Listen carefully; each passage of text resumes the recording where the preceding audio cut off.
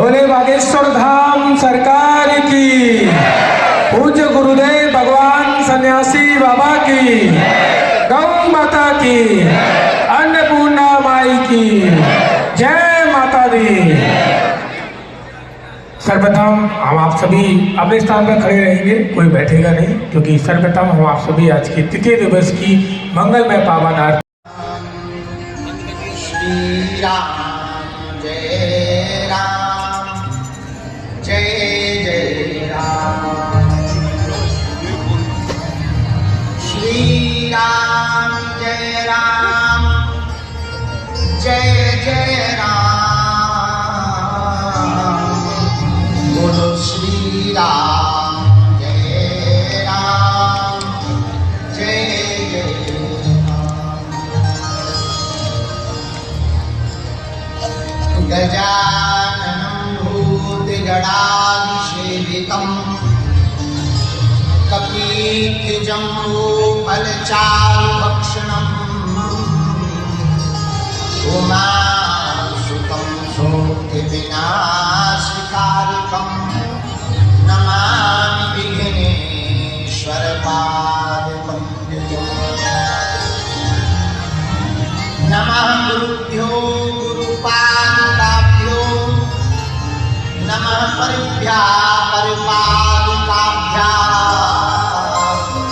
आचार्यसिद्धेश्वर पादुकाभ्यो नमोस्तु सीतापतिपादुकाभ्याम्। सीतानाथ समारम्भा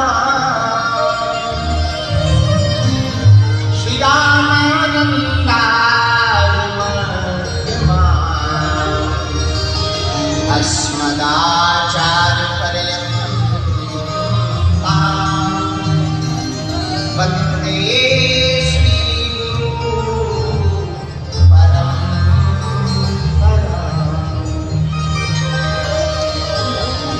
लोकाभिरामं रणरङ्गधीरं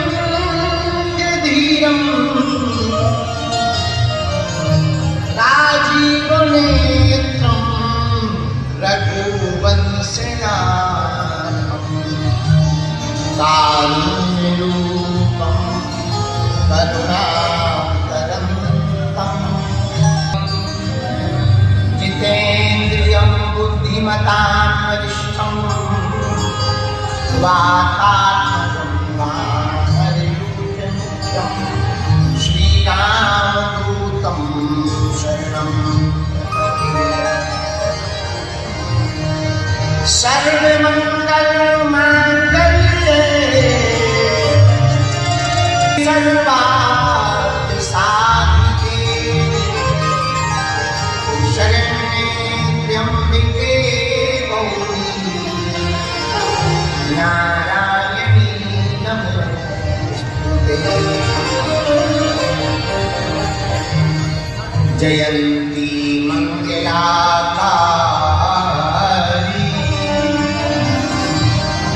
भद्रकाली कपाली।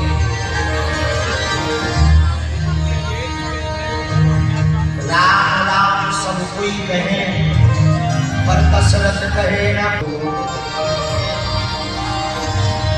अपने अपने घर की सबके मन में तीर, पर तुम्हें तीर सब धर्म की, सुधन्य धन्य रघुवीर।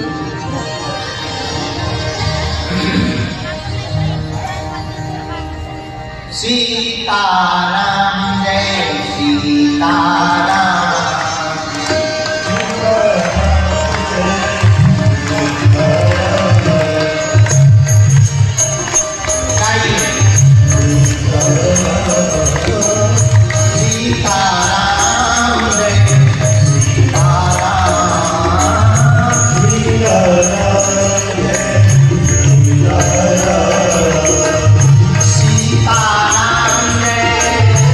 सीताराम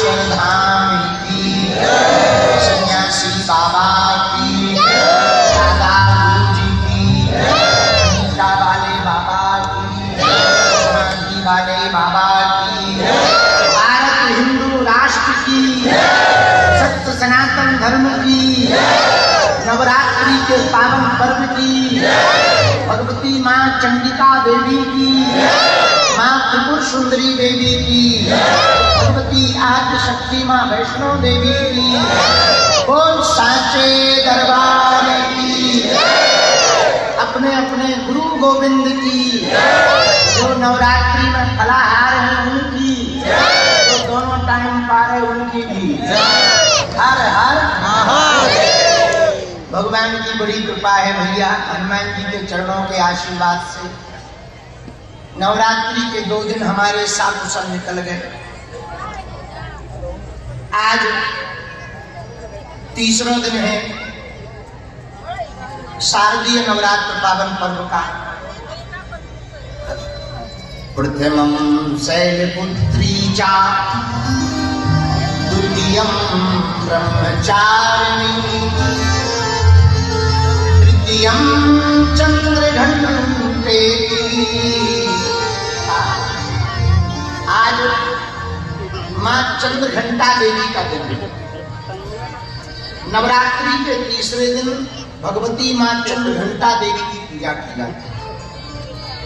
अच्छा, चंद्रघंटा का अर्थ क्या होता है? जिनके मस्तक पर चंद्रमा विद्यमान और हाथ में धनी वाला नहीं। एक जगह ऐसा भी वर्णन मिला जिनका चंद्रमा मस्तक पर यूं हो अर्धचंद्राकार, मानो घंटे की तरह लग रहा हो। बोले क्यों? बोले सुनो, चंद्रमा मन का देवता होता है और पूरा खेल भी मन का है।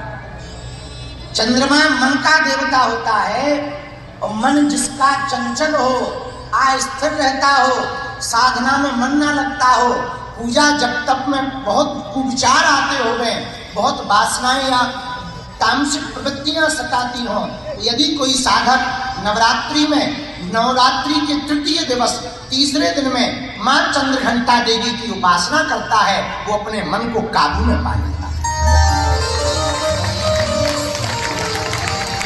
ये भगवती चंद्रघंटा देवी की उपासना का प्रतिफल है। महाराज उपासना क्या करें? वैसे तो 9 दिन ही उपासना करनी चाहिए, पर 9 दिन ना कर पाओ तो कम से कम 1 दिन तो करो। 9 रूपों की ही पूजा करनी चाहिए। 9 रूपों की पूजा ना कर पाओ तो कम से कम 1 की तो करो। महाराज कौन सी देवी की करें? बेटा सब पावरफुल है, चाहे जौन सी की कर ले, जो तोरे मन में भावे सो कर ले। तो पहले दिन शैलपुत्री की पूजा की जाती है। कठोर तप साधना में कोई विघ्न ना उत्पन्न होवे तो शैलपुत्री की पूजा करो। दूसरे दिन ब्रह्मचारिणी की पूजा की जाती है। धन धान ऐश्वर्य की प्राप्ति के लिए भगवती की उपासना की जाती है। तीसरे दिन चंद्रघंटा देवी की। बोले उससे क्या होगा? बोले मन तो कंट्रोल हो गई होगा, आयु भी बढ़ेगी। अब तुमको जो प्रिय लगे, जो चाहिए हो, उसी हिसाब से पूजा करो। हमारे गांव में कहावत है, पूजा 3 प्रकार की, छोटी बड़ी मझोल, जहां जैसो मौका भाव, सुता तैसी गई खोल। जैसो समय वैसी पूजा। तो भगवती मां चंद्रघंटा देवी है तो सब दुर्गा जी का ही स्वरूप। कुछ लोग कहते हैं मां महाराज आप कहते देवी उपासना करो, देवी जी में भी इतनी वैरायटी है। 9 रूप अलग हैं, फिर भद्रकाली, महाकाली, क्षत्रिय शक्ति अलग हैं। और महामाता का स्थान पाकिस्तान में, पहाड़ों के बीच में। और अद्भुत बात यह है, पूरे पाकिस्तान के हिंदू वहां पूजा करने जाते। मजेदार बात यह है, लोकल के मुसलमान हिंगलाज माता पर श्रद्धा भी रखते हैं। खैर पाकिस्तान अपना ही बेटा है, अपना मतलब भारत का, तुम हमारा मत समझ लेना, भारत का है। तो जब पिताजी के निवासी सब देवी की पूजा कर सकते हैं तो बेटा के निवासी क्यों नहीं कर सकते? कोई बुराई थोड़ी। तो आज तीसरे दिन मां चंद्रघंटा देवी की उपासना होती है। आज तीसरा दिन भगवती की आराधना में हम सबका बहुत अच्छे से व्यतीत हो, ऐसी कामना हम कर रहे हैं। जय जय जय हनुमान गोसाई, कृपा करो गुरुदेव की नाम। मंगल मूर्ति मारुति नंदन, सकल मंगल। अच्छा, आदमी का मूल स्वभाव जाता नहीं है। हम कितनी भी दुर्गा जी की कथा सुना ले पर हनुमान जी आई जाते। बहुत हम कंट्रोल भी करते हैं कि तुम्हें नहीं आना है नौने, आप वही मंदिर में रहो, हम तब तक देवी जी से मुलाकात कर ले, माता रानी से। लेकिन वो आ ही जाते हैं, ना चाहते हुए भी आ ही जाते हैं। मूली के पराठे खाओ तो कसार मूली किया, जो खाओगे वही उगलोगे। एक आदमी, अच्छा अंदर का स्वभाव बड़ा विचित्र होता है। एक आदमी के घर पे एक रिश्तेदार आए। अच्छा, वो रिश्तेदार जिनके घर आने थे उनको बड़ा काम था उन रिश्तेदार से, लेकिन उन रिश्तेदार की एक ही दिक्कत थी, उनकी नाक बड़ी थी, नाक, और पूरे चेहरा में केवल नाक ही नाक, और तो कुछ दिखता ही नहीं था, नाक ही नहीं। तो घर वाले बड़े परेशान। तो किसी ने कहा परेशानी क्यों? बोले और तो सब ठीक है, जो रिश्तेदार आ रहे हैं उनसे हमें उधार रुपया लेना है, लेकिन उनकी नाक बड़ी। तो लोगों ने कहा तुम्हें क्या दिक्कत है? नाक बड़ी है, रुपया ही तो लेना। अरे बोले हमें दिक्कत नहीं है, हमारा लड़का खतरनाक है, वो आएंगे रुकेंगे, वो तुरंत कहेगा आपकी नाक, और वो रिश्तेदार नाक की बात से नाराज हो जाते। बड़ी हैरानी। तो उन्होंने क्या किया, माता पिता ने बच्चे को रोज समझाया, सुन बेटा 4 दिन बाद रिश्तेदार आएंगे और तू सब कुछ देखना पर उनकी नाक तरफ ना देखना। सुबह भी समझाया, शाम को भी समझाया। अब बेटा बड़ा हैरान कि रिश्तेदार आए नहीं, नाक की तरफ क्यों नहीं देखना। अब लेकिन माता पिता तो माता पिता, माता जी और खतरनाक, नाम मुन्नी बाई। सुन बेटा सब देखना, नाक मत देखना वरना पैर तोड़ देंगे। जैसे ही रिश्तेदार आए उनकी ये बड़ी नाक, तो घर वालों की नजर रिश्तेदार पे कम लड़का पे जाती, क्योंकि वो भयंकर चंचल था। उसकी क्रियाकलाप देख रहे थे कि क्या कर रहा है। तो लड़का देखे तो ना, पर टेढ़ी निगाह से देख लिया, एकदम पूरे शरीर में उसकी कई नजर नीचे की नाक ही बैठी थी। माता पिता इतने हैरान, हमने समझाया 4 दिन से, रुक जाओ, जाने दो रिश्तेदार को, पांव तोड़ देंगे, हाथ तोड़ देंगे, उसको खाने को नहीं देंगे, बड़ा नालायक है। 4 दिन समझाया कि नाक मत देखना, तब तक पति साल नाक ही देखना। पत्नी बोली हम क्या करें, हमने कुछ समझाया नहीं मान रहा, तो हम क्या करें। आप जैसे तैसे रिश्तेदार को भोजन कराया, जाने की बेर आई तो कहा कि चाय पी ली जाए, और चाय लेकर के जैसे घर वाली मुन्नी बाई उस दंपति की आई, लड़का बगल में बैठा टेढ़ी निगाह से, ना कहीं देख। अब इतनी गुस्सा मां को आई, इतनी गुस्सा आई कि जाने दो 5 मिनट की तो बात है। अब वो रिश्तेदार भी देखे कि लड़का देख भी रहा पर टेढ़ी निगाह से। लड़का मनी मन बोले सीधी देख भी नहीं सकते, रोक रखा है, वरना हम तो पूछ ही लेते कहे ये इतनी क्यों। अब माता पिता बड़े हैरान।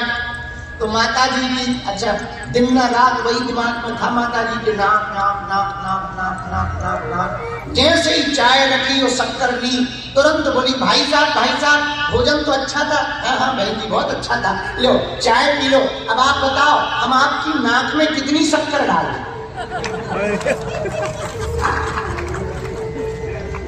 लड़का से तो नहीं गड़बड़ानी, माता जी से गड़बड़ा। आप जब उन्हें ध्यान आया, अरे राम राम राम, रिश्तेदार का मुंह टेढ़ा हो गया, तो पति ने जोरदार चांटा मारा। बोले लड़का से ज्यादा खतरनाक तो तुम हो।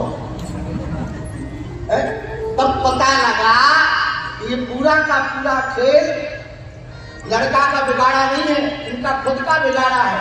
ये 4 दिन से नाक ही नाक रख रही, ऐसा कई बार होता है, जो बात तुम छिपाना चाहो पता लगे वो पता चल जाए, क्योंकि उसका चिंतन करते हैं कि ये नहीं बताना, बाकी सब बताना, ये नहीं बताना, बाकी सब बताना, वो निकल ही जाती है। इसलिए जो अंदर होगा वही तो बाहर निकलेगा। अंदर यदि भगवान की भक्ति होगी, भगवान की चर्चा होगी, तो स्वाभाविक रूप से बाहर भी भगवान की ही चर्चा होगी। इसलिए मन को भगवान की भक्ति में लगाना चाहिए। बोलो सीताराम, जोर से बोलो, और जोर से बोलो। किसी ने हमसे कल पूछा शाम को, गुरुजी नवरात्रि चल रही है, देवी की उपासना कैसे करनी चाहिए? कल तो हम उस वक्त मौन हो गए थे, तो बोल नहीं पाए जाते समय। मंदिर में तो बोले हैं, रास्ता में जो गुरुजी ने नियम दे रखा है वो नियम करना था, तो जब शुरू कर दिया तो जवाब नहीं दे पाए। आज हमें याद आ गया। सुनो, नवरात्रि में भगवती की उपासना करने वाले जितने भी साधक हैं भैया, भगवती की साधना, देवी की साधना कैसे करनी चाहिए जरा तरीका सुनो। जैसे विदेश गए हुए पति की याद में पत्नी घर पर 24 घंटे रहती है, कि भले ही 1 साल बाद आना है, पर उसके चित्त में पति ही चलते रहते, कि खाना खाया कि नहीं खाया, सोए होंगे कि नहीं सोए होंगे, ठीक होंगे कि नहीं ठीक होंगे, यही चित्त में चलता रहता। वैसे ही देवी के साधक को पूरे जीवन भर भगवती के बारे में चिंतन करना चाहिए कि हमारी माँ कैसी होगी, हमारी माँ दिखती कैसी होगी, हमारी माँ जब हमें दर्शन देगी तो कृपा कैसे करेगी। जैसे प्रेम के प्रगाढ़ता में पड़े हुए प्रेमी और प्रेमिका एक दूसरे को स्मरण करते हैं, वैसे ही साधक को अपने आराध्य का स्मरण करना चाहिए। जैसे वन में घास चरने के लिए जब गाय जाती है तो चरती जरूर वन में है, घास जरूर खाती है, बड़े बड़े झुंड में रहती है, पर चित्त में उसके बछड़ा ही रहता है कि हम जल्दी वापस चले जाएं, बछड़ा लम्हा रहा होगा। और जैसे ही शाम को वापस आती है तो बड़े बड़े पेड़ों की लकड़ियों को तोड़ती हुई वो बछड़ा के पास दौड़ी चली जाती है। वैसे ही साधक को अपनी आराधना के प्रति साधक को भक्ति कैसे करनी चाहिए, भगवान की या देवी की भगवती की उपासना साधक को ठीक वैसे करनी चाहिए। कल हम जब बैठे थे तो वृंदावन वाले पूज्य महाराज जी, आप भजन गायक जी, आपने बहुत अच्छी बात कही थी, हमको बहुत प्यारी लगी। आपने कहा जैसे पनहार में जब पानी भरने जाती है, पानी भर करके आती है तो रास्ते में सहेलियां मिल जाती हैं, बातें सहेलियों से करती है, लंबी लंबी बातें करती है, हाथ मारती है, लेकिन उसका चित्त मटका पर रहता है, कहीं ये गिर ना जाए। वैसे ही साधक को संसार में रह करके सब बातें करनी चाहिए, सब कुछ करना चाहिए, और चित्त तो भगवती के चरणों में ही रहना चाहिए। चित्त तो आराध्य के चरणों में रहना चाहिए। चित्त हमारा मन परमात्मा के ही, भगवती के ही चरणों में रहना चाहिए। बोलो सीताराम, जोर से बोलो, और जोर से बोलो। अब प्रश्न उठता है भैया, भगवती मिलेगी कैसे? एक बात बताओ, बुरा न मानना, एक बात हम कह रहे हैं, क्या तुमने कभी किसी नदी को पता पूछते देखा? किसी नदी ने कभी पता पूछा कि समुद्र कहाँ है? बोलो, जोर से बोलो। कुछ लोग हमारे पास आते, गुरुजी बताओ दे भगवान कितने दिन में मिलेंगे, कितने साल में मिलेंगे? खटरी के बल नकटा मूसर चंदा। अरे भगवान की कोई डेट फिक्स हो तो मिले। एक आदमी नारद जी मिल गए रास्ते में, नारायण नारायण नारायण नारायण। आदमी बोला महाराज आप कौन हो? नारद जी बोले हम नारद जी हैं। जय हो महाराज। कहाँ जा रहे? ब्रह्म लोग जा रहे हैं, विष्णु लोग जा रहे हैं। अरे वाह महाराज, क्या कर रहे हो चेला? गुरुजी हम तो यहाँ पर भजन कर रहे हैं, तपस्या कर रहे हैं, भगवान श्री हरि नारायण बैकुंठ निवासी श्री विष्णु भगवान की पूजा कर रहे हैं। आप बैकुंठ जाओगे क्या? बोले बिल्कुल जाएंगे। और तो कोई काम नहीं, एक काम हमारा है। बोलो क्या है? महाराज भगवान विष्णु मिले तो पूछना, धरती पे अमुक अमुक नाम का व्यक्ति जंगल में पेड़ के नीचे तपस्या कर रहा है, उसको आप दर्शन कब दोगे? नारद जी बोले कोई बड़ी बात नहीं, पूछ लेंगे बता देंगे, जब आएंगे तब बता पाएंगे। हाँ कोई बात नहीं महाराज। 2-3 साल बीत गए, विष्णु भगवान के पास नारद जी गए। महाराज एक संदेशा है, क्या? पृथ्वी लोक में अमुक अमुक नाम का व्यक्ति जंगल में अमुक पेड़ के नीचे तपस्या कर रहा है, उसको आप कितने दिन बाद दर्शन दोगे? विष्णु भगवान बोले जाके कह देना, जितने पेड़ में पत्ते हैं उतने वर्ष बाद। नारद जी वापस आए, उसने फिर प्रणाम किया, महाराज की जय हो। नारद जी बोले मंगल हो मंगल हो। गुरु जी ने क्या, भगवान ने क्या कहा? महाराज कितने साल बाद दर्शन होंगे? बेटा पूछो ना तो ही बढ़िया है। अरे नहीं बता महाराज, अरे बुरा लग जाएगा, तुम भजन भजन छोड़ दो। नहीं छोड़ेंगे महाराज, हम वचन दे रहे, आप बताओ तो, ना भी दर्शन देंगे तो चलेगा। बेटा भगवान ने कहा जितने इस पेड़ में पत्ते हैं इतने वर्षों बाद दर्शन देंगे। इतना कहते ही वो नाचने लगा। नारद जी को लगा पगले आ गया, दिमाग खराब हो गया, लगता है इसको अटैक आ गया है, लगता है सदमा लग गया है, पागल हो गया है। अब वो लगा नाचने, लगा जप करने, मंत्र जाप करने, जो मंत्र जप कर रहा था भयंकर जप करने लगा। और जैसे ही जप किया नारद जी खूब रोके, पर वो रोवे चिल्लाए जप करे, नारद जी को लगा पूरा ही पगला हो गया। और देखते ही देखते भगवान विष्णु प्रकट हो गए। नारद जी ने कहा आप कौन? विष्णु भगवान बोले हम जिनसे तुम अभी मिल के आए। नारद जी बोले आप ठीक हो क्या? नहीं। भगवान विष्णु बोले क्यों? बोले वाह, आपने अभी थोड़ी देर पहले क्या कहा था कि भक्त से कह देना जितने पत्ते हैं उतने सालों बाद मिलेंगे, और आप तो मिनटों में ही प्रकट हो गए। भगवान बोले जिस हिसाब से उस वक्त भजन कर रहा था उस हिसाब से कितने साल लगते, लेकिन ये जो इसने अभी 2-4 घंटे में भजन किया तो हमें अभी आना पड़ा। आपको बात समझ आ गई? आ गई समझ में? जोर से बोलो। मतलब क्या है? भगवान कब मिलेंगे?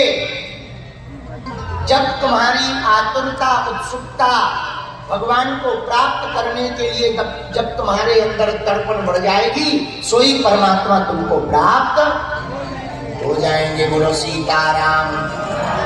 जोर से बोलो, और जोर से बोलो, और जोर से बोलो। में प्रवेश करेंगे मुख्य यजमान परिवार श्री अजय राय जी से निवेदन है सब परिवार सहित आप पावन आरती में पधारे। अमेरिका से पधारे ओम जी से भी आग्रह है पावन आरती में पधारे। सभी संत ब्राह्मण के चरणों में भी प्रणाम करते हुए आपसे भी आग्रह है पावन आरती में पधारे। आइए चलते हैं मंगलमय पावन आरती में। सीताराम। हरि ओम मां ज्वाला मालिन्यै नमो नमः, रत्न सूर्यै नमो नमः, पंचोपचारायै जलगंधा चतुर्पाणि समर्पयामि। जले ज्वाला तले ज्वाला ज्वाला सर्वमस्तके ऋणोपव्यापिनी ज्वाला ज्वाला देव्यै नमोस्तुते। हरि ओम मा एधगुं अवेहि प्रजानामे अस्तु दशभिरत्न द्रवगणगुं स्वस्तये आत्मसनि प्रजासनि पशुसनि लोकसन्न वयसनि अग्निः प्रजां बहुलां मे करोत्तन्नं पयोरेतो अस्मात् सुदत्तां मा चन्द्रमा मनसो जातचक्षुः सूर्यो अजायतो श्रोत्राङ्गाश्च प्राणश्च मुखादग्निरजायतो आराधिक्यं समर्पयामि।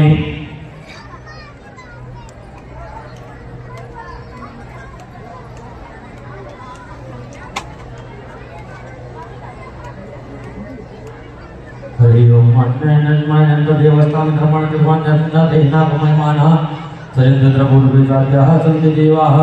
हरि ओम पुष्पाणि धाकालुध्वानि च पुष्पाञ्जलिमयादित्यग्रहाण परमेश्वरो निवागीसुरधामनि बालाजी सरकार की